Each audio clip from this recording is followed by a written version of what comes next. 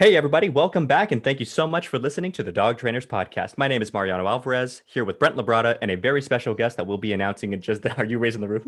I was raising the roof. That we'll be announcing in just a second, but first... Start over. You suck at this. We have to leave that in there. Raising the roof, come on. That's just... I was raising the roof. I saw you. All right, here we go. You started off so strong. We should have left that in there. All right, here we go. Yeah. 3, 2.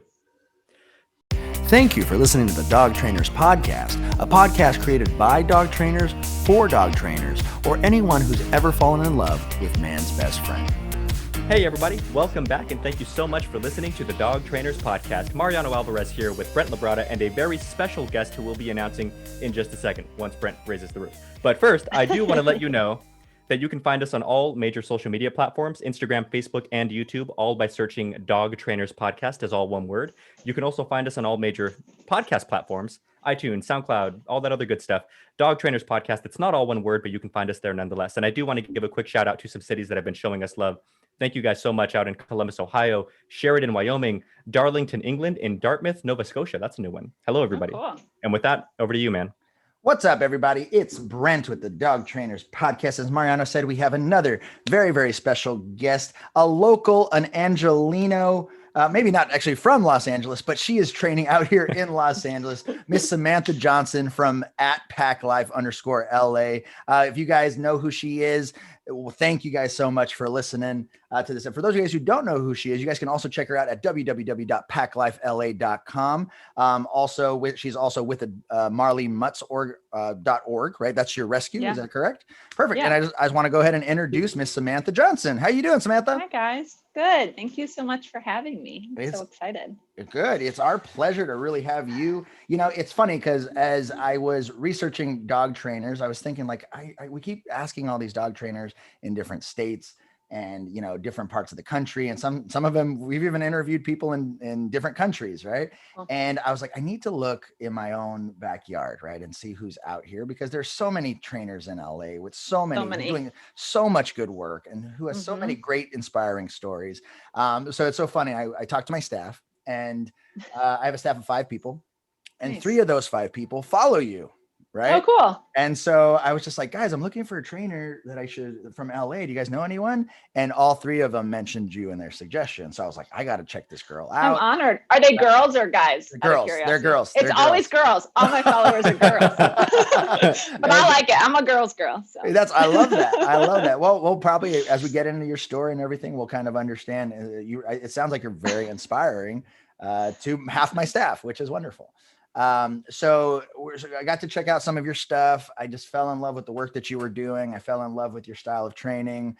I shot it over to Mariano, and I was like, yeah, we want to put this girl on because she's not only is she killing it when it comes to dog training, but you're a mom, which is awesome. You have a beautiful little girl. You got to tell us more about her. You're a wife on top of that, which is great. And you know, your ability to make not only great content, but really compassionate content for you to be able to stay on top of your social media every day. It's just like, this lady's a super mom. Like, how does she do all of this stuff and, you know, do it effectively? So let's go ahead and start this episode kind of the same way we start. Let's start at the beginning. Can you tell us a little bit about how you got started in dog training?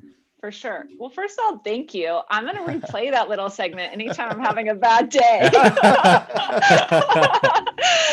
If I feel like I'm not doing enough, I'm just going to listen to that little minute. So thank you very much. Oh, you're so yeah. So yes, I got very lucky. And the more trainers I meet, the more I realize how lucky I was with my beginning. So I was pre-med in college. That being said, the moment I moved out of a dorm, I got my first dog, Baloo, who I still have to this day, who is my right-hand man. Like he has made me a better trainer, and I'll explain his amazing energy and stuff. But so I got Baloo at 19.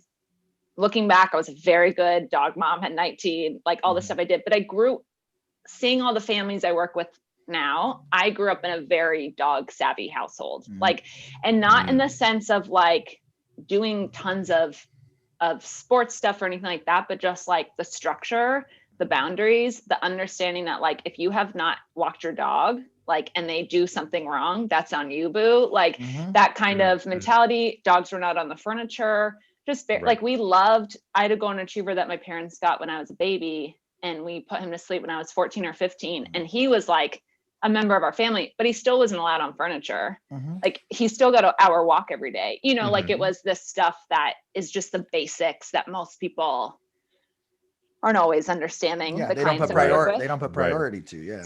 Right. So I got Blue at 19, but so I definitely love dogs, and I made him a therapy dog, and I volunteered at Children's Hospital for pre-med. So like I was into dog training. I just didn't realize I was into dog training. Okay. So I was pre-med, and then my MCAT score was shit. It was not the best.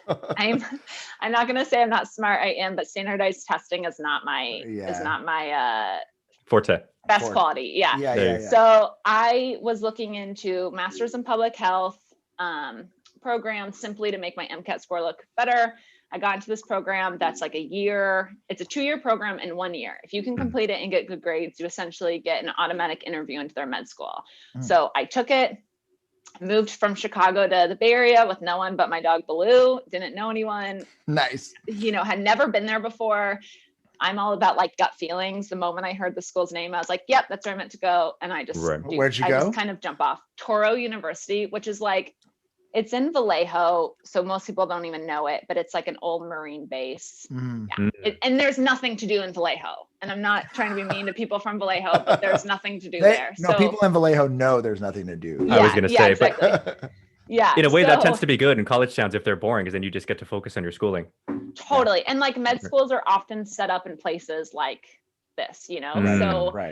But it was, 20 minutes from Napa and 40 minutes from San Francisco. So it was all good, but I moved there with just Blue, and my school was a Jewish school. And the reason why I say this is because they have a huge holiday break in the fall. So we started and there was 2 weeks of school, and then I had like a month off with nothing to do. Oh, wow.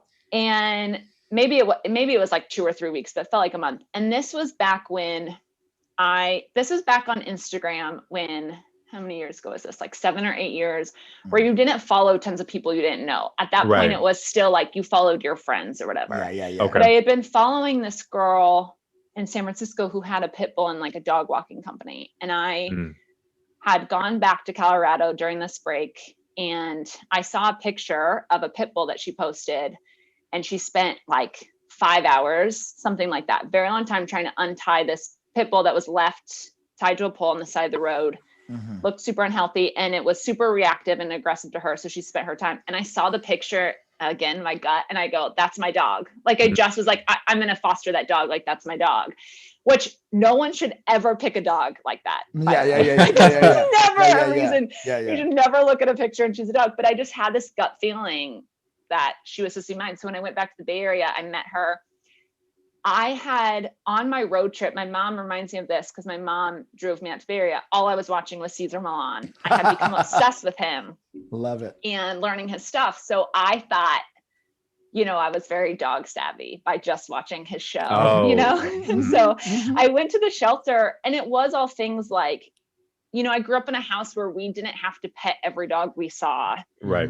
We didn't overly affection our dogs. Baloo, my Wheaten Terrier, isn't like a huge cuddle bug. He wants space. I like the way that I raised him was like our affection was going on hikes together. Our affection was like being walking lakeshore quality together. Time. Yeah. Right. Like, so that is how, so I wasn't someone that needed to like go up and pet a dog, So, and then with Cesar, so that was the kind of stuff I felt savvy about. And I look back and I didn't know what the fuck I was doing. So I went to the shelter to meet her, and she was super reactive. Dogs, people, whatever. And I was like, okay, well, I'm going, I was about to run a marathon. And so I was like, if she's still available at the shelter when I come back, I'll take her to foster her. Wait, and you run marathons? Hold on. And you run marathons on top of all this? I'm not that impressive, but I am training for a triathlon right now. That's going to be in August. Yeah, but it's like a half one. It's a 70.3 one. So 70.3 what? So it's kilometers? No, 70.3 miles. So you damn. She was like, it's not that big a deal. It's 70.3 miles. That's all I said. I drive 70.3 miles and my back hurts. I've run. You just swim a couple. We'll see if I make it, honestly. You swim like 2 miles and then you bike 50 and then you run a half marathon. You don't sound like the kind of person who's not going to make it. Yeah. Yeah, but like if I walk at all, I walk at all. Like I bet you finish 70 but miles. I finish. I feel like that's a good thing to do at age 33. Like yeah. Wow. Market. The most ambitious one I've ever done was a half marathon. Half marathons are great, honestly. Like there's no need to do full. Like the most ambitious thing I've done is a class on Peloton, guys. That's the Krav Maga was no joke. I do Peloton's hard. It is hard. Yeah. I did like a 15-degree incline, it was difficult. Yeah, Tunde, is that her name? She's hard. we know. Sorry to take you off the rails, but you were talking about Cesar, how that kind of tied into your natural life. Yeah. So, and I was like, if she's still around afterwards, I'll foster her. Well, then I got a call from the shelter. They had I don't even remember how one of the volunteers tracked me down because they were about to put Lily to sleep, the pit I have now, because, and this is like a animal shelter in Berkeley. So it is like a no-kill shelter, but she had been around there for a long time. She attacked the glass and people would walk by, dog reactive. And she had, I'm blanking on the name, but like her eyelashes went into her eyeballs, which can happen. Entropium. Yes. Yeah. And so she needed to get the surgery. Like she had horrible cataracts. Like she looked really old. Now I realize she was not old. She was young, but she looked really old. And they were like, we're not going to do the surgery unless we have a foster set up for her. And so I said, sure. So they did the surgery, took her in. I was definitely someone who had fallen in love with pit bulls and wanted to love on this pit bull. I was way more affectionate to her than I had been to any other dog looking back. Like she was allowed on furniture. She was so rambunctious. This is so ridiculous because now I'm like, why wasn't she in the crate?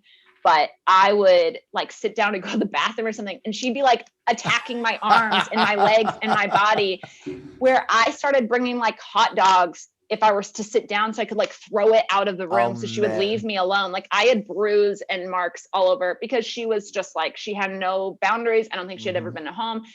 Who knows? But based on her scars, she looks a little bit like dog fighting, but I try not to get too much in the story about it. But I brought her in, she saw her reflection in the dishwasher and she just like went at it. Whoa. And I realized I had no fucking idea what I was doing. Wow. So that kind of started, and I used the crate, like that kind of started it. And I was just watching Cesar all the time. But there was a moment where I realized, I'm not going to med school. And I had got a treadmill. Somehow I have no idea. Cause now if I can't reach something, I'm like, make my husband do everything for me. Like, I don't know how I did this, but I carried the treadmill up a flight of stairs. Whoa. Damn. Put it all together, and I trained her how to walk on it in a night. And the next day I went to class, and I was like, I could not wait to tell people. Like I was getting med school interviews at this time. Like they were coming in the mail, but I could not wait to tell people how I put Lily on a treadmill. Cause I realized like I couldn't take her on walks. She was so reactive. So I put her on the treadmill for like a good hour before going on the walk.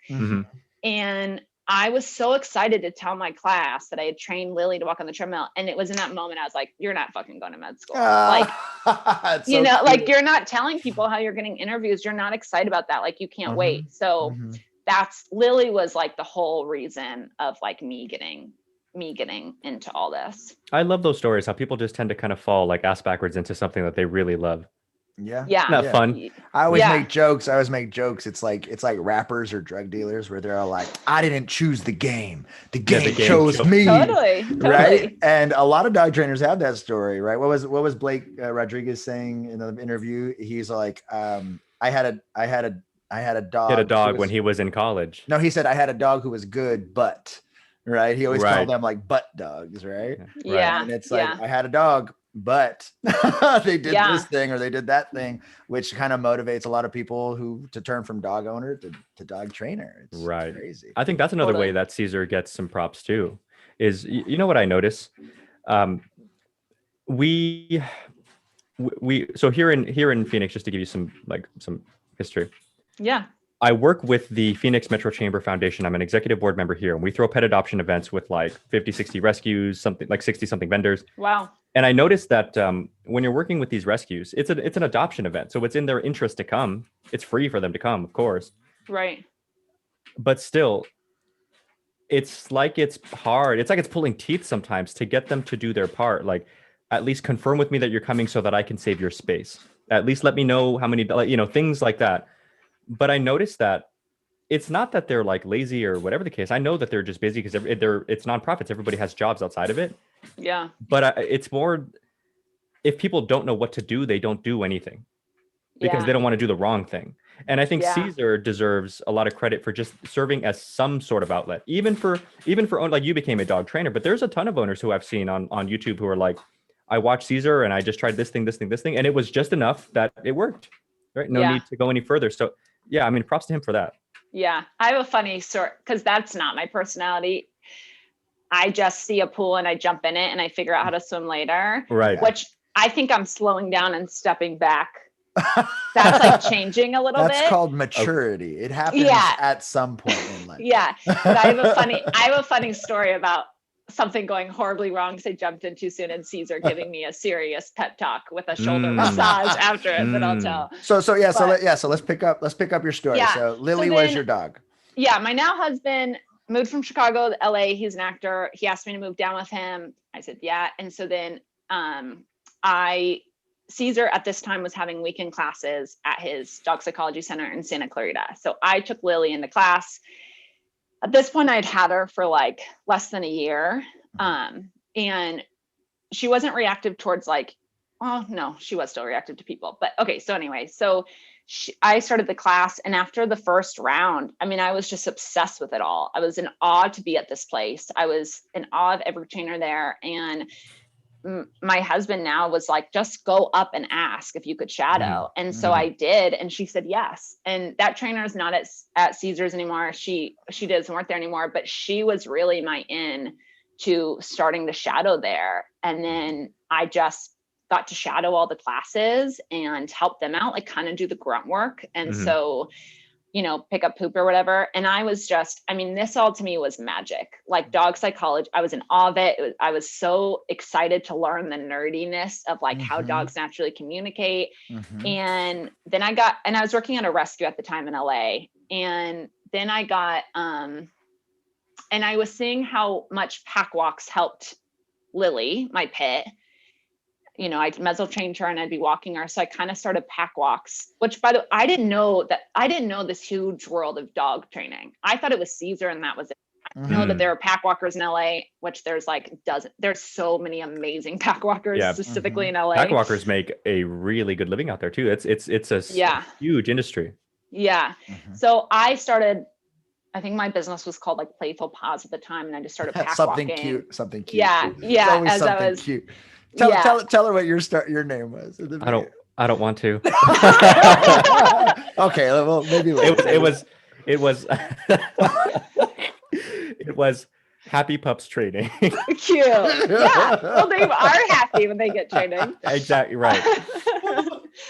Yeah. Okay. So I started doing that. Then I got pregnant and it got really, I think I was like 9 months pregnant at like 8 months. I mean, I look back and I'm exhausted by myself. I don't know how I did it. Honestly, like I was walking a pack of like 9 dogs, like with 9 months pregnant. Wow. Yeah. And I was up at Cesars assisting, and then it got too hot to be in Santa Clarita that summer. And so I put a pause on it. And it was like when, Olivia, my daughter, was like maybe 6 months old, I went back and asked, and it was run by a different person, Heather Mickelson, who's in LA, who's amazing. And she interviewed me and took me on. I became an assistant trainer. Awesome. And then I think like 5 months later, I was a head trainer. Yep. And I taught there for like about a year. But that's what got me automatically into like the fundamentals workshops he did, because he wasn't at the weekend courses, but he does those workshops. So I became a volunteer for those workshops. Like I got in, and like now I got to meet some amazing trainers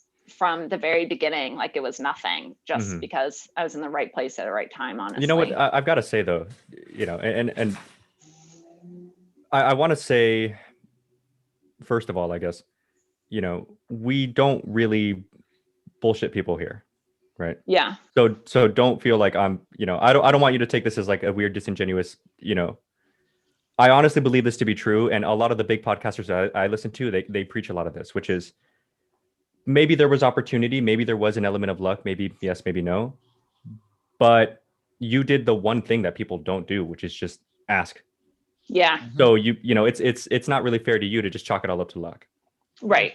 You know? Well, and I will give I mean, I think naturally I was meant, like, Lily is not my favorite dog. Baloo is my favorite dog. And we can say we don't have favorites. Baloo is my, totally do, yeah. He's like my soul bud. Like like my husband is not my soulmate. My dog Baloo is my soulmate. That's what my girlfriend says to me all the time. Like, I love Dan, but like, there's lots of, no, I'm joking. Dan is my favorite. As I say, there's lots of guys. No, but Baloo, it's like, I've had him since 2019, and this, people can be into this or not. I truly firmly believe he's my golden retriever reincarnated. Yeah. Like some dog's life stuff, like a dog's life. Yes, dog's I totally purpose. do. Yeah, and I feel like he will find me again. Like, I just feel like we're always going to be together, this dude and I. Yeah. But I don't have him tattooed on my arm. I have Lily tattooed on my arm, because if it weren't for her, I would not have entered this dog training world. You know, you have another arm. Yep, there is. I will. Arm. Yeah, one day I'll get Baloo here for sure. But it will just. I'm just gonna stop at those two. Otherwise, it will be ridiculous. Like, you're like, how many animals do you need? It's fit limitations. I met those people. I met them. Yeah. Animal tattoos. But yeah, I think I would agree with Mariano. It's like, you know, there are certain people who they see opportunities. Not only did you ask, but you committed and you stuck to it, and you were in love with the process, right? And dog training, it's all about process. You know, hungry for knowledge, and enjoying yourself along the way. So, and I've got to say that I admire your courage too, because that's a skill set that I had to develop in my life. You know, I was one of those people that was like quicker to quit things when I was younger, you know, and even from before the dog, like just the pre-med, I know that's hard, right? So, you know, not to mention moving from Colorado to another state by yourself with your dog, like, you know, so I admire that. And I think that when we talk in a podcast kind of geared more toward the newer trainers, I want to make sure that that's something that's not lost in the conversation, as if it doesn't matter, because it does, you know, it's important to, it's great if you're lucky or whatever. It's great if you meet people and things work out, as I believe things tend to just kind of work out like that too. Yeah. If you do your part. Yeah. Right? But you did your part. Yeah. Yep. Right? Yeah. So I just kind of remind people, like, be willing that, you know, opportunity, what's that saying? Opportunity is like timing plus it's something, you know, timing plus curve. I don't know. I don't know. Whatever. Well, I'm butchering it, but essentially opportunity comes when you're in the right place in the right time, and you've done the work to be able to take advantage of said opportunity. Yeah. Got it. Yeah, I agree. Sure. I agree 100%. Yeah.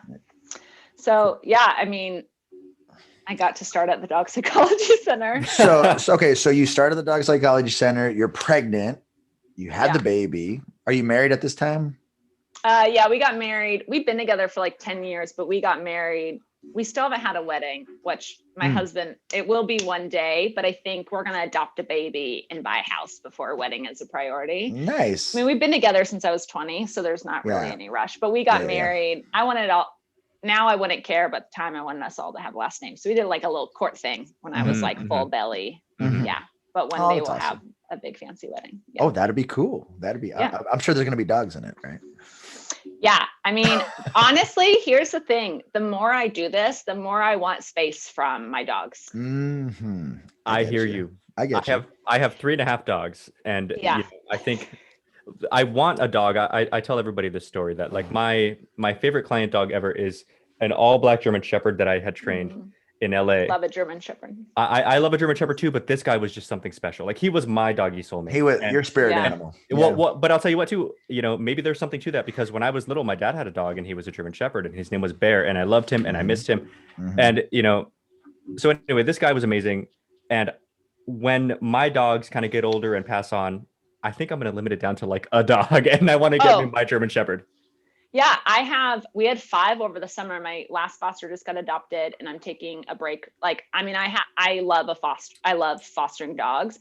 I am really grateful that I married someone outside of the dog world. Like I knew him way before this, simply because and honestly, there's been like, I'm pretty honest about everything. There's been times I'm like, oh, if he loved dogs as much as like if he loved all this, we could like do so much or whatever, but it makes me put limitations on how much I work at home, how many dogs I bring in the house, all these things. And so we had 5 over the summer, and I was like, oh my gosh. And we have 3 in like a very long-term forever foster, a dog that I brought in from a client. They were not a good fit.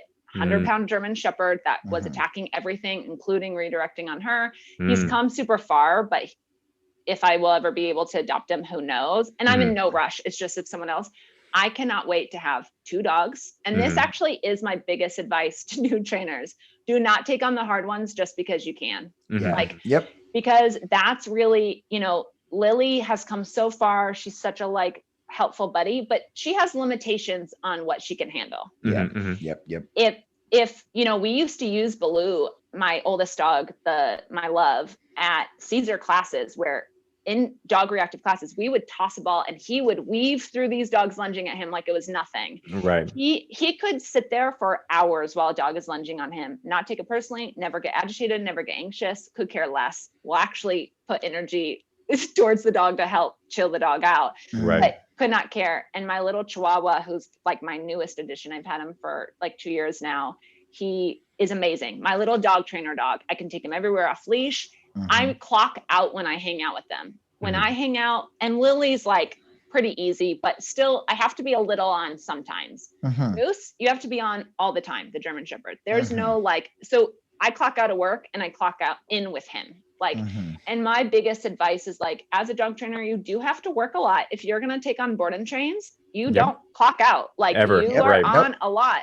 And can be super exhausting. So don't take on the hard ones just because you can. Help rehab them, and pass them on to someone who wants to finish it, because you need a break. And like, I can't wait to have 2 dogs. Cause the thing I loved about Baloo is we went everywhere together. Like we lived in a studio in Chicago together, and there wasn't a time that we weren't together, not in this clingy, obsessive way, but in this, like, I want my dog.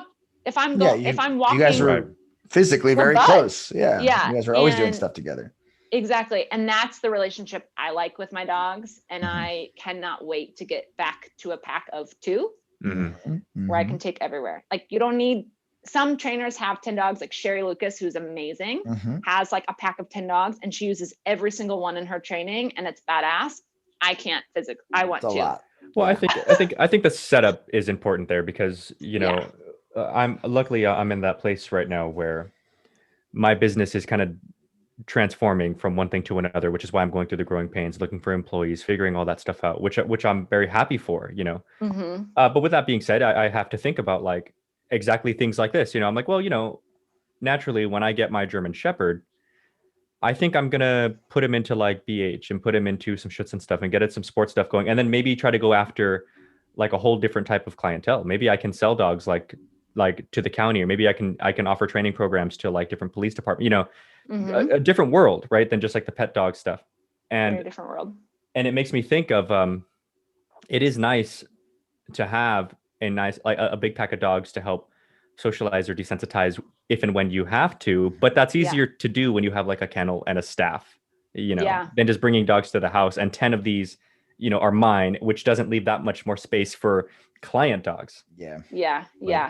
I think it's also just what you want your expectations to be with your dog, like your dogs. Like my husband's always home, and he is actually amazing with dogs. He used to help me pack walks when my business was only pack walking, and he is better than me sometimes. I think it's like blind confidence. I don't know. He is like a kind of confident dude, but so he's like, if I'm not around, he's taking care of our dogs, but like, I want them to go everywhere with me. And when they're not capable to like go to your privates with you, all that stuff, like it's a bummer for them, and then also acknowledging I love all training, but I want to work with the reactive dogs. Like if the dog wants to bite me, that's a dog I want to take in for a board and train. If a dog wants to bite another dog, like that's the kind of stuff that I love, because you can't be thinking about anything else. You have to be in the moment. And be very present. Yeah. Right. Yeah. And someone who moves very quick, and my brain can be in a lot of places. I love those. It's dogs. therapeutic. Yeah.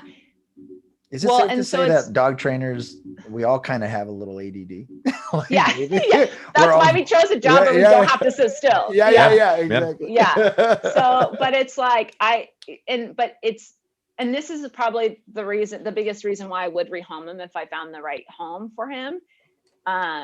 Which I feel like is also it's like such a no-no in the dog world, but I would 100% rehome this dog if I found another, because he's so sensitive. The energies I bring in sometimes are hard for him. Mm-hmm. You know, like if I bring in a dog with separation anxiety, all of a sudden he's like, in his crate. And I'm like, dude, you've been in the crate. You're cool. Like, and I have to like do massage work or help him find relaxation, where all my other dogs they're not taking on the energy of that dog. So you always have to be mindful of, does your dog want to be a trainer's dog? Right. Yeah. Yep. Yeah, I don't think it's that controversial to say. Like if you'd rehome him if you could. And just like I don't think it's that controversial. I have a friend in LA, and when I met her, she was a really good dog trainer. She's still a really good dog, but she was working as a dog trainer. Now she's kind of more like the pack walk thing herself, her and her boyfriend. Cool.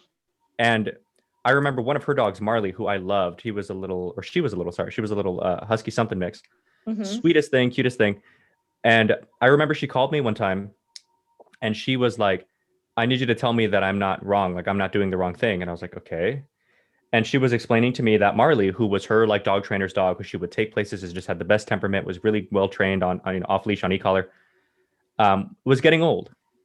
So she wanted to retire Marley and send her to live with her dad, who's right there, like in Long Beach, you know? Yeah. And I was like, why is that wrong? You know? And she just sounded so beaten down. And I was like, who have you been talking to? You know, like who's telling you this is a bad idea? I don't get it.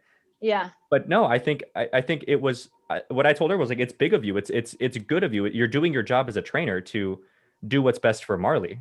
Yeah, 100%. Well, and I after I said all that I can't wait to have two, I will say I've never been more grateful for Lily and Moose, the hard dogs. Cause even when I brought Moose in, like almost 2 years ago now, he's such a German Shepherd. Like you cannot think of a German Shepherd and more kind of that quality, but extremely anxious. Like, and this is funny. The reason why his old owner picked him, it was like a backyard Craigslist buy. She went in and someone dropped like keys, like something dropped and he went at it at 8 weeks old and she thought it was cute. So she picked him. And which, you know, so that Moose was really actually the dog that came into my life that I was like, I need to start learning stuff from different trainers because I don't know enough to fix this dog. Like, and what I was doing, and this is where not that all I learned was like corrections, there's so much more to it, but I was like, I think before him, I had hit this place of like, unless you're a Cesar Milan trainer, like, no, I don't want to fuck with to you. teach me. Yeah. Like I've been able to follow these things, a real ego about it. And this new trainer came in who is amazing. He's in Virginia, Ian McCabe, Dog Methods, but he had been following Mark McCabe, who like the yes work with the food. Any relationship? No relationship. Oh, just so same last silly. name. That's crazy. And he taught me, because I think before, even though Cesar uses food all the time, I think a lot of like food work or positive reinforcement is like, you need food. Like you almost like this. And I saw what food was doing for Moose to help him relax. And I saw this like yes work and this conditioned relaxation and this massage stuff. And I was like, holy shit, because, and that's where I'm like, if a dog is entitled, we're going to treat it differently than a dog is anxious, but you can't, in my opinion, you cannot correct anxiety. That's a great way to make a super anxious dog that becomes reactive about it. Like physically correct, you mean? Like, even like a it's like if I'm anxious and I tell my husband I'm having a hard day, I'm anxious, my husband's like, just stop. Okay, I'd be like, well, I'm still fucking anxious, but I'm not going to talk to you about it. It's not that easy. It's not that easy. Yeah, like, you know, and so that's where I think the idea, especially with sensitive reactive dogs, like I am so grateful for Moose coming into my life because he completely opened a new way of like getting creative and let's figure out how to do this, and a whole new world of like me wanting to learn from different dog trainers and stuff like that. Well, with that being said, talk to us about some of those different things. So I know you were talking about McCabe and what was his first name? I know there's two of them.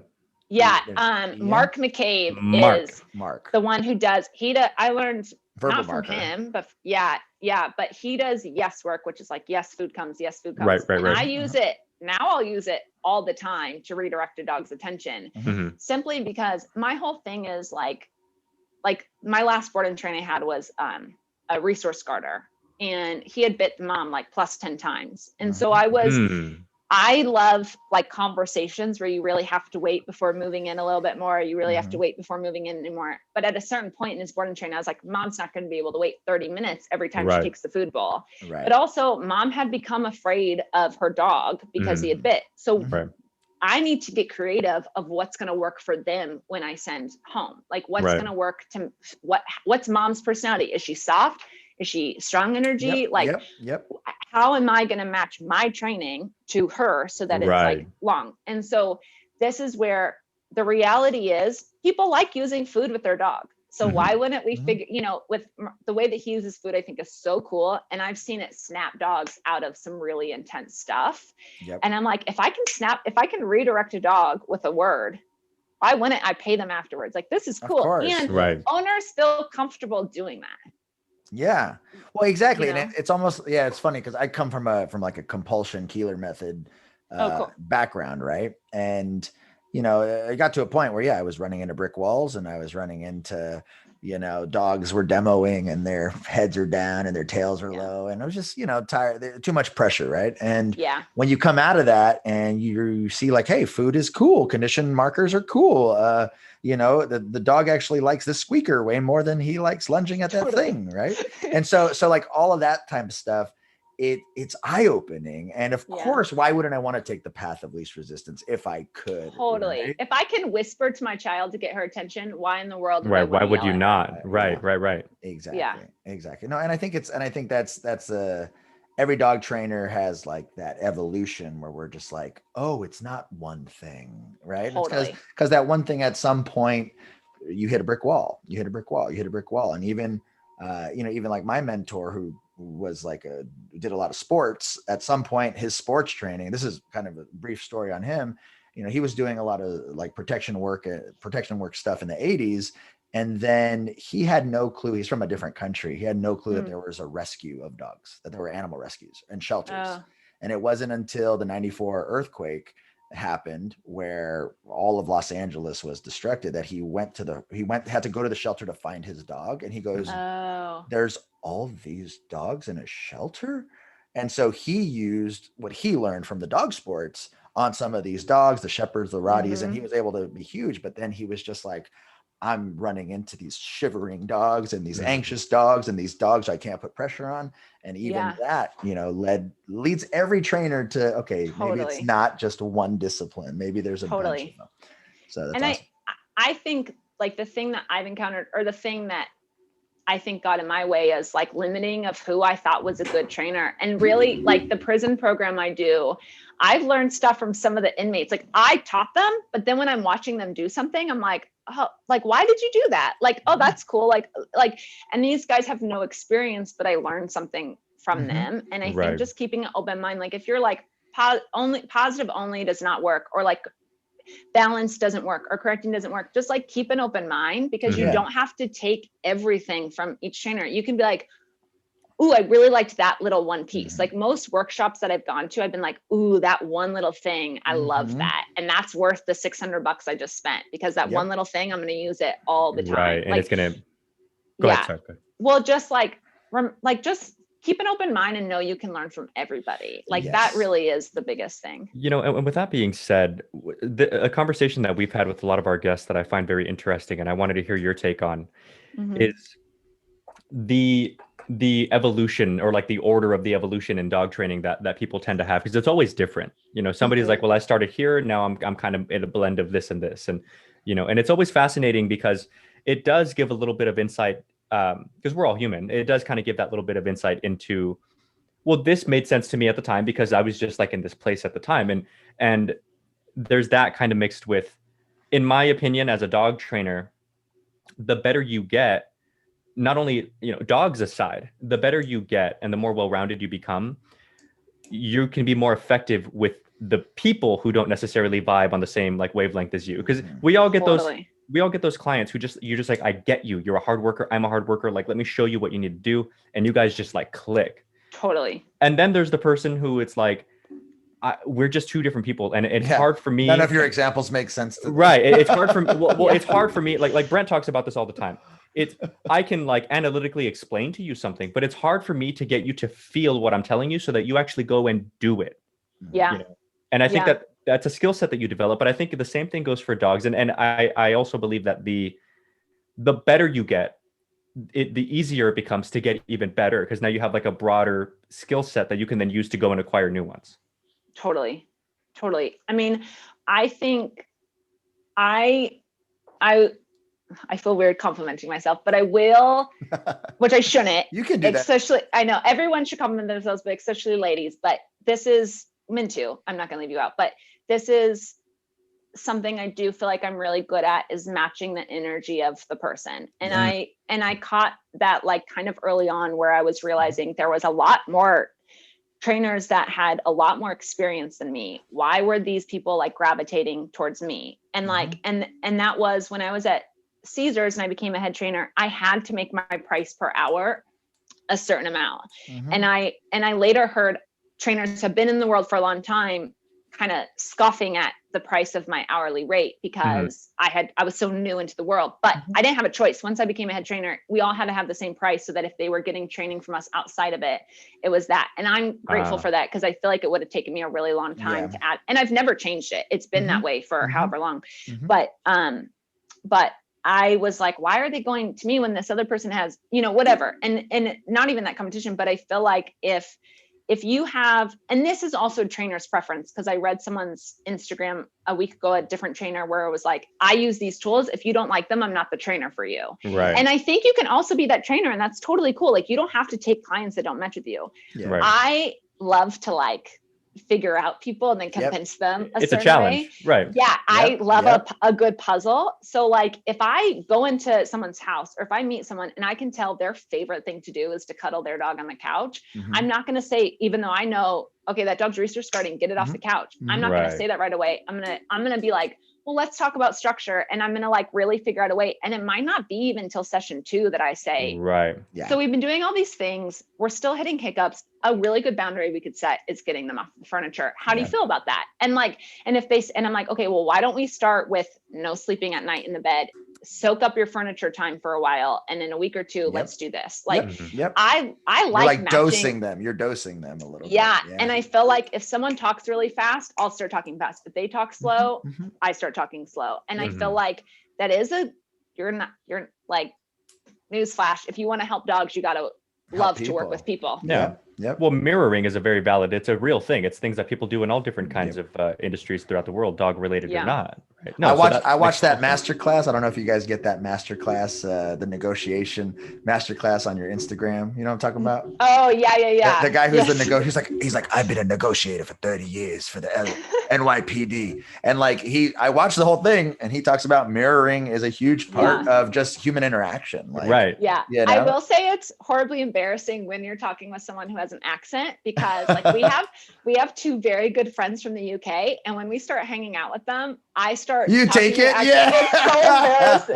Like, it's not good. Wait, and I don't even mean to. It just comes out. Is it the accent or is it words? Is it like you guys are going to go to the pub? It's the accent. Oh, okay. I mean, the words too, but I don't think that's like, if they say mate, I'll start saying, oh, my mate, instead of, oh, my friend. I like start and we'll all just stop and like look at me, and it's a pause for like laugh. You're like conforming to make them comfortable. You're like, I want to speak in your language. But that's a good thing. That's a good thing, right? You're trying to make them comfortable. You're trying to like meet them where they are. I get you though. I had some friends from Australia, same thing, you know, because I kind of admire some of those accents in a way. Like if an English person says something, it automatically sounds more intellectual. If a Australian person says something adventurous, it's like, yes, that's what it is. Totally. You know? So totally. I mean, the way we speak is trash compared to like this is true. Our grammar and stuff. There's no flavor to what we say. It's literally all make funnable. Can we shift gears a little bit? Yeah. So you were training with Cesar at the Dog Psychology Center.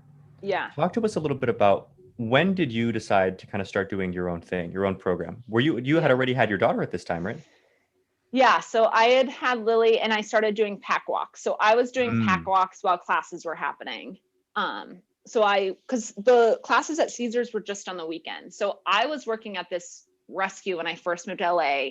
I won't even go into it because it's a whole other thing. This rescue was wild. It was wild. So it was a short-lived experience. And that's when I started my pack walk. So Cesars was just on the weekends, and I was doing these pack walks in the summer and during the weekdays and stuff. And it was really through a lot of these clients that were coming had really intense dogs or reactive dogs. They're just getting away from classes. They wanted help at their home. They wanted help in other things. So it was really through them that I started getting the private sessions. And for a long time, I just kept shadowing trainers until I felt, confident to do it on my own. And it wasn't like Cesar would show up to this weekend class all the time, but it wasn't like I was getting all this one-on-one time with him by any means. I don't want to paint that picture, but it was like all the trainers that he had trained, I was getting all this one-on time with. And then it was the workshops, the fundamentals is when I got more of my experience with him and my time with him. And so it was just like gradually I started doing more. And then eventually they stopped doing the weekend classes. A few of the trainers from there and me like formed our own classes, but then it was just kind of, we all got so busy with our own businesses that slowly faded away too. So it was like gradual at the same time mix. A lot of my clients came from there. And then it was like, slowly getting rid of pack walks. Then I had an employee that did all my pack walks and I just did training. And then when COVID hit, we stopped doing pack walks and I never added them back in. My employee ended up moving to North Carolina. I have a new employee now that was a client. I feel like it always happens like that for me, but I'm just training her to do training. We're not doing pack walks. Awesome. Got it. Yeah. Awesome. Now you mentioned earlier in the podcast, you had a story that you wanted to the share. pep talk. Yeah. Well, right. You said you dove into something, you bit off more than you could chew.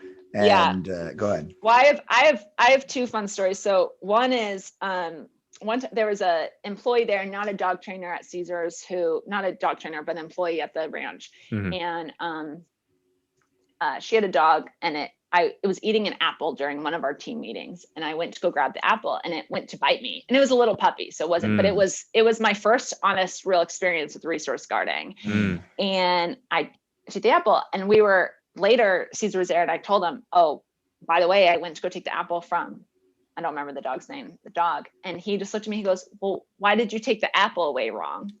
Like, it wasn't like I got bit, like it was a light bit, didn't puncture, didn't anything, but he was like, it wasn't the dog's fault at all. You took the apple away wrong. And I resonate with that. Like, because that's like, I grew up where like, if a dog misbehaved and he wasn't mad or anything, he was like, well, I'll show you how to take an apple away next time. But like, go slower, take your time. And I will say resource guarding is one of my favorite conversations to have with dogs, because you can see the dog psychology moment to moment to moment to moment. Like, you wait there and you wait for the dog to relax, then you get to move in. Like those are some of my favorite conversations. And I remember the next time during a fundamentals workshop, there was a German Shepherd that I had known that was a big resource guarder, and it picked up a ball in this dog park. And the client, like everyone from the workshop is there, they're all outside, they're watching, and this dog picked up the ball, and people who didn't know this dog had resource guarding issues were like, get the ball, get the ball, get the ball. And I was like taking my time. And from far away, I mean, I knew from 5 feet away, this dog and I were having a conversation. And I was really taking my time. And it was, and trainers who have way more experience, way more talent, way higher up in this realm at this workshop were like, go get the ball, like, why aren't you going fast? I didn't let that nervousness get to me. And I looked at them, I go, I'm taking it away the right way. Like, and then they stopped getting on me, but it was like, I didn't get bit that day because Cesar showed me how to properly take the apple away. I remembered. And it became, any time that I've rushed for human is when I make the mistake. Like, anytime you get cocky or you rush. Yeah. So anyways, I just always love the story of like, well, why'd you take the apple wrong? But when I really messed up and he had to give me a good pep talk, it was one of the worst embarrassing moments probably. Oh no. But so at Cesars Fundamentals, people from all over the world, pay to go to these things. They're like 3 days, 4 days. And Cesar has a llama, Lorenzo, who is a real dick. He has other llamas now, but Lorenzo, we used to work him in classes and he is pushy. Like if you want to learn spatial pressure, Lorenzo is your guy. Because if you let him invade your space, and this is why Cesar always uses them, if you let him invade your space, he starts getting more and more pushy. But if right away, the moment he comes in, you're like, enough, then he respects you and gives you space. So he's a good example for spatial pressure. So I had never handled Lorenzo too much, but this is me jumping in when I'm not ready for shit. This is like my life. So in the tent, you have to bring Lorenzo in the tent, and you have to be really confident because Lorenzo was confident. Cesar was in there, and Kim and Jaime, who normally handle him, I was like, I'm going to do it. I can do it today. Like, I'm going to do it. And they were like, okay. And they like going, I was so nervous. Didn't even know what I was doing. I just wanted to be part of this, like work this part for whatever reason. I brought him in, and Cesar just knows that I'm nervous right away. And so he's not the kind of guy to be like, he's the kind of guy to be like, why are you nervous right now? Like, stop being nervous, you know? And so Lorenzo's whole energy completely changed because I was nervous. So, and so he wasn't as pushy as he normally would be. And then, so Cesar just goes, you're nervous. Stop being nervous in front of this whole tent. And I was like, okay. And then like, you know what? And there wasn't anything too huge about it, but it was like, why did I think I could handle a llama that day in a tent with like 50 people? Like, I just wanted to do it. And so I walked out. I don't think I cried, but it was just, I felt like I let Cesar down. I felt like I did a bad job. And he came over to me afterwards. He came out and gave me like a little back rub. And he was like, we have to be what we preach. Like, we have, if we're going to tell these people to be calm and confident, then you need to be calm and like, don't grab his leash, Lorenzo's leash llama, until you're calm and confident. Like, you can't pretend here. Like, so if and probably none of the other students knew I was nervous, but you can't fake Cesar. Like, he's all about energy. He knows, And he gave me like a little massage. And I remember coming home that day and be like, I like fucked up. I jumped in the pool and I couldn't swim and all stuff. And my husband was like, I just heard you got a pep talk and a massage from Cesar. So I don't know what's wrong with this. He's like, I'm a little jealous. Just He's like, I don't know what's wrong. But yeah, that was but I mean, I learned my lesson, but that was when it was like, you can't fake this. Like, and at least acknowledge that you're nervous. Because if I would have said, actually, I'm nervous, I don't want to do this, someone else take it. That would have been way better for me than for me to pretend I knew what it was I was doing, to pretend that I was confident to impress people rather than acknowledging how I actually felt in the moment. Yep. And in that way, keeping everyone safe. Like, it could have actually gone bad handling this huge animal and not being in the energy or mindset to do it. Right. No, I think you bring up some amazing nuances. So like I started off as like a Cesar, every episode, watched them all. Right. And then I also grew up on a ranch with horses and llamas and goats and all that stuff.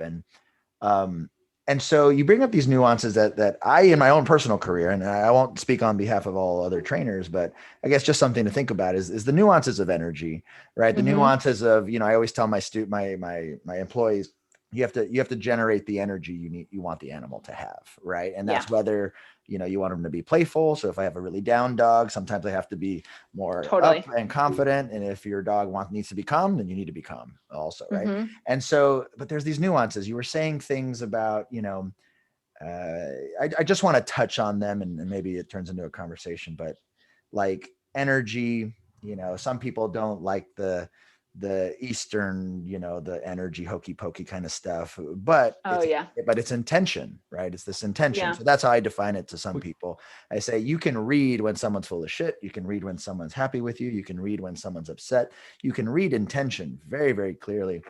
And the big thing I wanted to just talk, maybe put a little ripple and hopefully it starts a conversation, is just talk about like, when I was younger and really into Cesar, that was like my MO. And I remember even in the hardest times of growing up, right, being a teenager, 17, 18, 19, 20, 21, like all of that whole time, I remember those teachings teaching me something as regard to, maybe I don't know what calm assertive means exactly, but I think I know how to fake it. Yeah. Or at least I know what I'm searching for, and by mirroring and emulating and seeing, but also becoming more aware and conscious of your ego, your feelings, like all these things are happening when you're trying to control your energy, which is really cool. Well, here's an interesting one. I want to toss this in there too.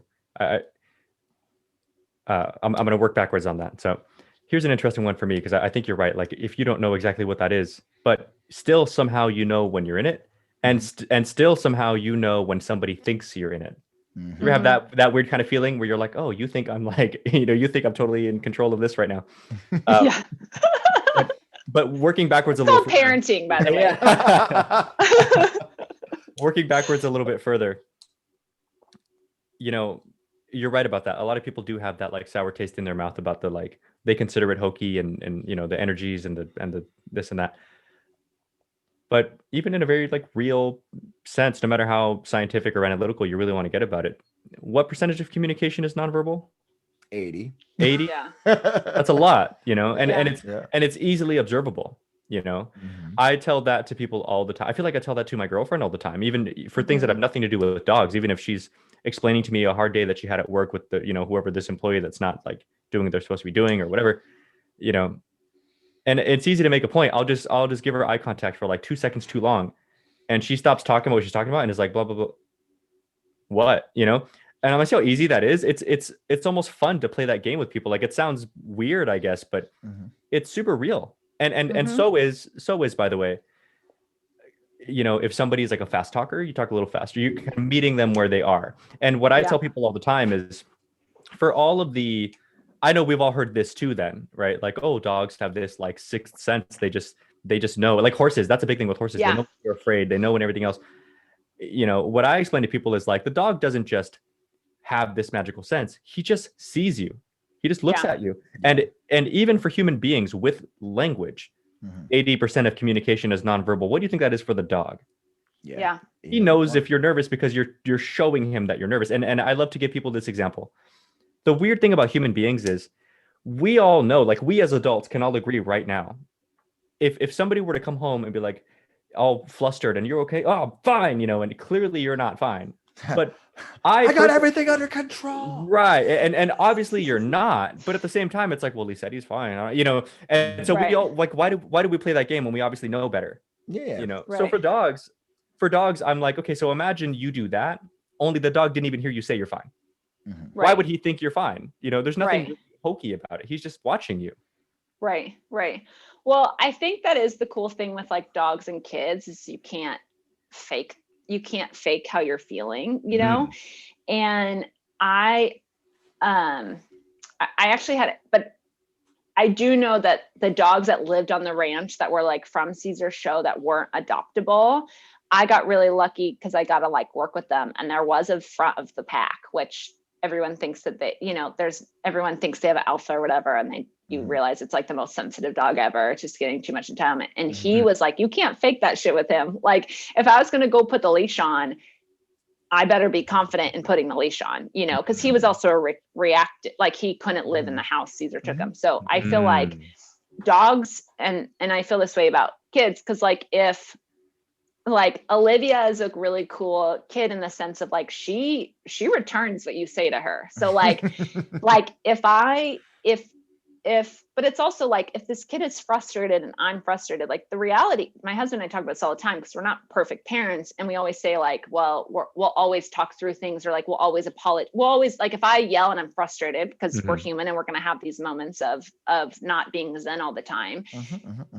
All I can do is afterwards be like, I'm sorry. Like I'll literally do it a moment after. I'll be like, Olivia, and I'm like, I'm sorry. Mommy is getting flustered because I'm realizing how late it is. And I'll like quickly talk through it, but like I've seen it where like I have been frustrated with her and she just like looks back like you look like, she doesn't say these words, but in her head, I'm like, she's like, you look stupid right now. How old is she? Like she's 5. Oh, okay. Yeah. She probably is saying it in her head. Then. Yeah. Like she's like, like I feel like she's a poopy head right now. Yeah, like I just feel like she's like, but you're not calm. Like, like she's just like, like, but that's so funny. Kids are so smart. It's crazy. They're so cool. Crazy smart. It's interesting. Yeah. Like that too. I mean, I don't have kids, but I'm Hispanic. I've helped raise 14 trillion kids and living in my household. So, poor McKenna, single child. Whenever we go to my mom's house, it is culture shock. And and she always makes the same joke to everybody, like, Mariano's going to be such a good dad. I'm like, you're goddamn right, because I've been changing diapers since I was in diapers. But anyway, but I do find it interesting how in tune kids are, and I find it how easy kids are like super easy. Isn't that weird? they're like crazy easy. And people get so flustered. Like all of my sisters, all of them have like 3 or 4 kids apiece. And I'll go and visit. And it'll be something as simple as this, hey, I'm here. What are we gonna do? Barbecue, whatever. All right, let's go to the store and get this and that. And then my nephew, oh, mom, I want to go. And she's like, and it's like such a hassle. And I'm like, what? Jacob, get in the car. Like, what's the problem? And it seems says the guy who gets to leave them and is not living with them. But hang on. But I have to give myself credit because I'm also the guy that they send the kids to live with for a period of time when they're getting out of control. Yeah. So, but the thing is, kids are like really easy in the sense that we take them to the store and I just give them stuff to do. I notice like when you treat a kid kind of like an adult in a sense a dog. A dog. You throw them in the crate. Yeah. Throw my e-collars on. We're good. But I treat the kids. This has always been my secret. Is I treat the kids like they're adults. Well, like not like they're because they're not they're adults, but I treat them like they're a part of the team. Then I need your help. Totally. So we'll go to the store, and they're asking me questions that drive me insane. So I'm like, hey, come here. I need you to go, and I'll even make something seem more like serious than it is, just to make them feel like I'm doing a real thing. Totally. So they I'll want be like, a role. Right. So I'll be like, hey, look, go get the bread, but not this one. Make sure it's not this one. Go get and I don't give a shit either way, Yeah. And then they go get it, and I'm like, there you go. And even if it's the one I said not to, I'm like, that's it. You're right. Bring it, and it makes it super simple. But the downside, like the hard one is my sister and I lived together for a long time. And, she had, I'm not going to put her business out there, but she had like a really hard time with just family stuff. Yeah. And excuse Hades making noise. There was a time when she just wasn't quite emotionally capable of dealing with a young like 8-year-old, Yeah. And so it was one of these like, Jacob, go clean your room. But mom, Jacob, clean, and it was this whole back and forth. And then she would just like flip out, and like scream and all this stuff. And she would get mad because I'd be like, Jake, just go clean your room. And he would just go, and I would just explain to her, all I'm doing is just not freaking out. If you freak out, why would he listen to you? You're freaking out. I wouldn't listen to you. But I would say also, because we see this as dog trainers, right? I don't even think I was training dogs at the time. Well, no. But I'm just as the dynamic goes, like I can get a dog to listen to me like this in a minute, right? Versus they've had 2 or 3 years of counter conditioning and opposition and arguing with their parents and vice versa. And so sometimes it's easier for us to come in because we're novel to just be like, hey kids, do this thing. I agree with you, but I lived with them. I was there for his birth. Like my sister Christina, I remember she cried in her 3rd or 4th pregnancy when I couldn't be there when the baby was born. Like I lived with them, so dude, I knew them both. I knew I was part of everything. So I found it, and I know she wasn't quite in a good place at the time, Yeah. And it was family stuff. Like I felt the pain and everything too, but it's like, look, man, I mean, the kid needs input. You don't need to just tell him like, hey man, go clean your room, Totally. But it was fascinating to see. Yeah. I think what's interesting about kids, and I feel this way about dogs, is like, although I have my basic things, right? Loose leash walking, super important. Crate, super important. Like, teaching a dog to be chill, rewarding, calm, super important. Like there's basic stuff, but what I'm going to do for the like entitled little dog that's resource guarding versus the anxious German Shepherd that's just trying to get space from everything because it's afraid, a little different. Right. Will the basics be there? Yes. Will I probably do more condition relaxation work? This is why I don't think there's I think you can get into trouble when you treat every dog the same, because for sure. then you can actually if you're, and this is why I'm always hesitant to ever talk about corrections or things like that on Instagram. I don't think it's bad when trainers do, but I don't want someone to do that and cause more anxiety in their dog. More, a German Shepherd I recently had was told to go hot in the e-collar often. He started redirecting on parents, and then, and so it's just being careful. The reason why I think it's so cool with dogs and kids is really looking at them at an individual. What are their strengths and what do they need help with? So my sister has 3 kids. I only have 1. I have a niece who I hate to call kids easy and hard, because that's not how I want to do it. But my niece is I mean, she will sit still with you for hours. You could take her to the grocery store, no problem. Like, I remember the first time going to the grocery store with her, because Olivia is like, she climbs aisle rows. Like like I walked out. Yeah, I walked out of she's a Mowgli of a child. I mean, that's why, like, the picture I have is like, she's hanging upside down, right? Oh, yeah. Like I walked down our backyard and she was on the roof of our garage, because it's not attached. Like, she's, so in a store, I have to constantly make sure she doesn't run off and like, and made friends with the stranger, right? Right. Where my niece, I kept turning around, she was always under my feet, like she was always packed in, like just right next to me, like healing, healing. Yeah. And so she is like, if I don't have to talk firm with her, I talk really soft to her. And I was actually doing virtual learning with her, and she couldn't like pronounce a word. I was like, girl, you got this. Like, what is it? Like, let's do it. Like, what is it? And she just started bawling. And like, by me using that tone is too much, where like Olivia, I need to be like, hey, working breed, husky, pay attention. What is this? And demanding. And so all three of my sister's kids are so uniquely different in how she has to talk to them. How all the basics are there, the structure is there, needing bedtime, right? Like all the basics are there, but how to address each one. Like I joke that Max, her oldest, and Olivia are working breeds. Like, you give those kids jobs and they will impress you. Yeah, like Olivia has a sticker chart, and she is so proud of herself at the end of the day, putting those stickers on. If she gets the amount of stickers, she gets something from the treasure box. But if we don't have that, she's all over the place. Yeah. She's a shit show, and if you get firm with her, she gets firm right back. Like like the other day I was like, Olivia, I can't find my glasses. She's like, well, those are your responsibilities, so you're going to find them. And I was like, okay. It's like, dang. You're like, well, you're not wrong, but I know. I was like, well, I help you. That was her really eloquent way of being like, not my problem. Yeah. It was her way of being like, remember last week when I couldn't find my shoes and you were like, those are your shoes, they're your responsibility, you better go find them. I just got that taste back. I love that. I don't want my girlfriend to hear me, but I'm excited to have kids. And like, I like that kind of thing. I love that she's a single kid and she found you. I think that's so cute. That is funny. Yeah. That it's gonna be a rude awakening. I know. I'll tell you what. Like, it was the funniest conversation that I had to have with everybody, because of course we met, through Tinder, like all the new things, and it actually worked out. And I know a lot of friends that's worked out. I think so far I'm the only person I know that we're going on like year 3, or no, we're going on year 3 in some months. Nice. Some change. Something. Yeah. Anyway. It was the funniest thing, because everybody on Tinder was like, oh, I probably swiped whatever it is, left or right, because of your dog. Until they actually meet a dog trainer who has like 10, 11, 12 dogs at the house. And then they're like, fuck that, I'm out of here. And she like, her credit, she puts up with all these dogs. Sometimes they're yippy, sometimes like you're talking about crate anxiety and all that good stuff. Yeah.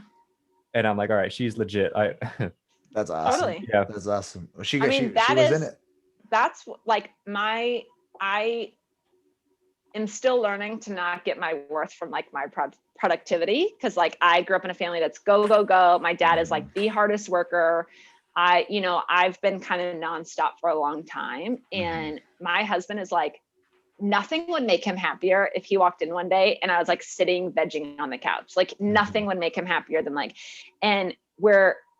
so we're this good balance, because he's like, if I'm tired, I rest. Like I don't care if it's 2 p.m. Like if I want to sit and watch something for a little bit, that's what I do. Like, and so I'm grateful for him, because he's put limitations on how many dogs can have in, like when you check out, like because with boredom trains, it just is hard. And and it's hard when you also love your job. Right.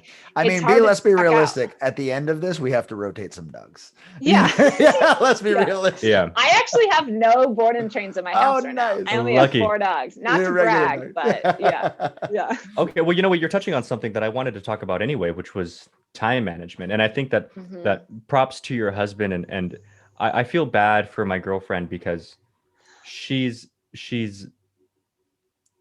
what's this word? What's the proper wording to say? She like looks to me more in the relationship. Like it goes kind of this way. So yeah, I don't want it to make it seem like I steamroll her, but she's not going to be the one to be like, you need to limit the dogs to this, this, and this, like she just doesn't have it in her. And if she wanted to, you guys live together?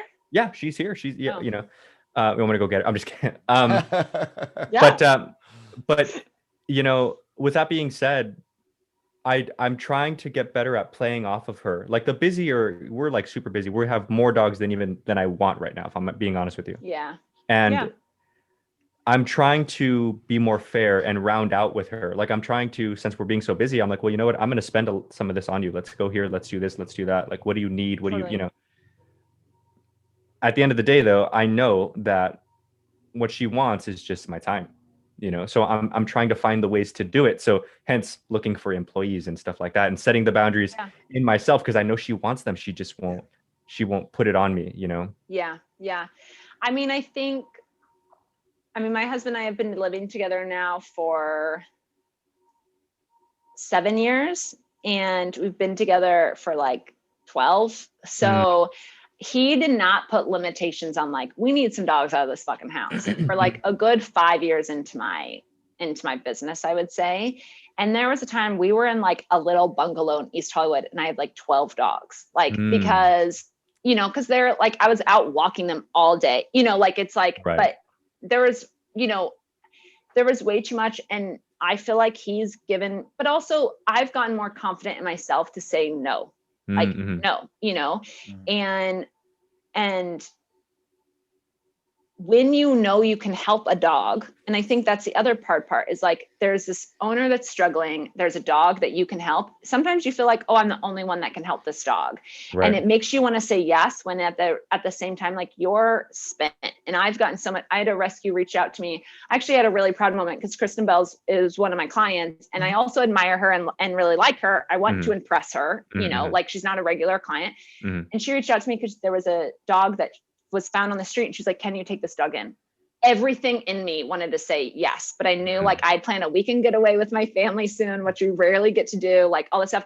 I was like, I can't. And guess what? It all worked out. I did private session. It found a foster. I've been doing private sessions with it. And next week I'm taking it in for a board and train. It all worked out just fine. Cool. Like, you feel like you'll lose opportunities if you say no, but in reality, you'll do a better job. Like, only so much we're capable of. And this is the other hard, tricky part of it, is like, you have to work a lot to make money in the dog training world. Like, we can make good money. You can make a lot an hour, but like, it's not like we get paid vacations when you work for yourself. It's not like all these things. Right. And last year, me and this other trainer, we made like online classes, and they did well. And so now I'm making a membership page. I'm doing ways to make like passive income for all the info I already make out, and that's like kind of my biggest advice. When you get to a place that you can do that, do some of that, because especially if it's important. Yeah. Like, that's how you're going to be able to rest and like have time off. Cause that's all my husband would say, is like, he just wants, like, we went to Big Bear a few weekends ago, and we brought all of our dogs and we stayed in a cabin, but it was like the quality time where you're checked out, which in any job is hard to do with Instagram. It's easy to be on all the time. And it's interesting, in my opinion, because again, I'm firmly in the belief of like, things work out how they're supposed to, like Brent and I are from the same city, San Bernardino. Yeah. We had no clue we were from the same hometown. We met in LA, and Brent's like my brother, like in all these different ways. We are just like, he's more handsome. I get it. And, but you're more charismatic. Damn it. It's and the battle continues. Yeah. But something that just worked out for me very recently, I'm talking like a month and a half ago, maybe, we just had on a guest, a dog trainer named Jonas Black. And he was telling us, and the day he was saying this to us on the podcast, I just needed to hear this, is when you're tired, take time off. It's fine. Do it, and I was just worn down, and my girlfriend Nobody and I gives a shit. Right. And I it was my girlfriend and I had already had a weekend scheduled to have off with her friends. We rented a cabin up in Munns Park, which is like up northern Arizona. It's snowy, it's beautiful. Not all of the state is desert. And I was getting ready to like not be okay with it. Like, I hate vacations. I don't know what to do with myself, And so I was getting ready to like not be okay with it. Like, I'm gonna have my phone, my laptop, like I'm ready to go. I have homeworks to send, I have things to do. And so of course my girlfriend was gearing up to be like on my ass about it. Like, hey, we're on vacation. Like, I need you right here, And we do our interview with Jonas, and I'm like, you know what? Yeah, fuck it. I'm like, I'm going to go. and I'm just gonna like sleep and do my thing. And I ended up sleeping like 60% of the time, which felt great. And I felt good. And it was like 3 days, it was nothing. And I got home and I was like, yeah, let's work some dogs, you know? Good. Well, Yeah. And 3 weeks after that, I took a week vacation. You're right. That was great. I think you quoted Brene Brown when you were saying, don't let your productivity what is it? Don't use productivity as a status symbol. And that was another thing that I've heard from other people too. That was, there's a guy named Andy Frisella who's a little less poetic than Brene Brown. Mm-hmm. And he's like, you motherfuckers brag all the time about how busy you are. Nobody gives a fuck how busy you are. Are you being productive? And I was like, that makes sense. because you can be busy doing something that gets you nothing. You can be really busy. Or gets you a minimum, Yeah. Right. But are you being effective? I think from this, oh, sorry. No, go ahead.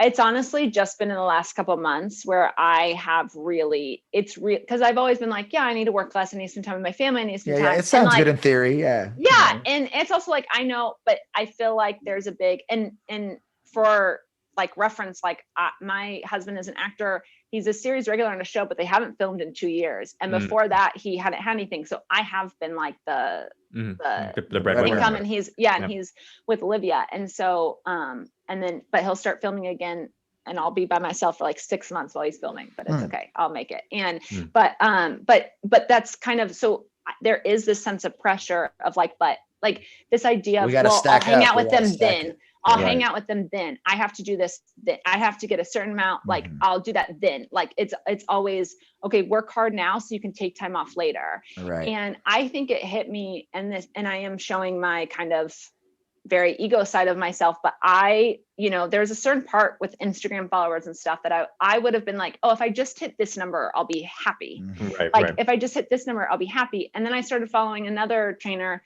who had less followers than me. And then all of a sudden she shut up, she had more. And then I was like, well, and I felt myself starting to compete with her. And the moment I felt that, I was like, because I truly don't want to compete with any other trainers. I only want to compete with myself. And I was like, when will you be happy, girl? Like you're doing just fine. Like because then you're going to hit 25 and you're going to go, I need 30. And then you're going to hit 30 and you're going to go, I need 35.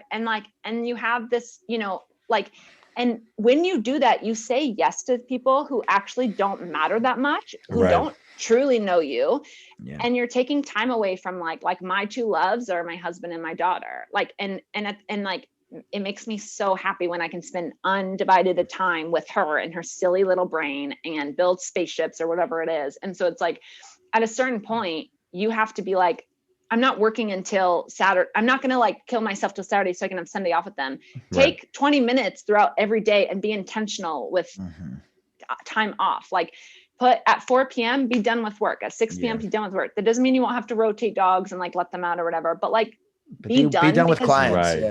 Because that's how you don't get bit, by the way. Like being tired and rushed is when you get bit. And like, I've gotten bit. I don't want to be bit. Like it fucking sucks. It hurts. I don't want to, and it's always when every time I've been bit is when I'm rushed and tired and I'm not fully paying attention. Or this is actually the biggest one, is when I have a limited time with the dog, like a 3-week board and train. I can think of this one pitty who had really high prey drive. I hate that a story I'm telling of a dog biting me as a pit, but it is what it is. And, I was doing day trains with it and like boarding. So it wasn't a full board and train. The owners were picking up that day and I really wanted to work ball stuff with it and like structured fetch. And I could feel it getting more intense about the ball. And instead of being like, okay, well, this is all I got and trusting that I did a good job in this amount of time that I've had with it, I felt the need to change all this behavior that they've been practicing in 2 years in a matter of like 5 days or whatever. And he was going for the ball, but he bit my arm. He wasn't trying to bite me. He was going for the ball, but he was so revved up. And right afterwards, I didn't even get mad. Not that you should get mad at a dog, but like be emotional with it. But I was just like, that's on me. Like I pushed you to impress your owners or to get to a certain place for owners. And it just caused me to get bit. Like instead of just trusting I've done what I could and give them homework to continue the thing, I pushed it. So it is when you're tired or when you're doing, when you're trying to impress Thank you for listening to the Dog Trainers Podcast, a podcast created by dog trainers, for dog trainers, or anyone who's ever fallen in love with man's best friend. We really hope you guys enjoyed this episode, and we hope to see you back for the next one. But in the meantime, please follow us on Instagram and Facebook at Dog Trainers Podcast. Go ahead and leave a comment. Ask us any questions that you want. We would love to connect with our dog trainer communities all around the world. Take care, guys. We'll see you next time.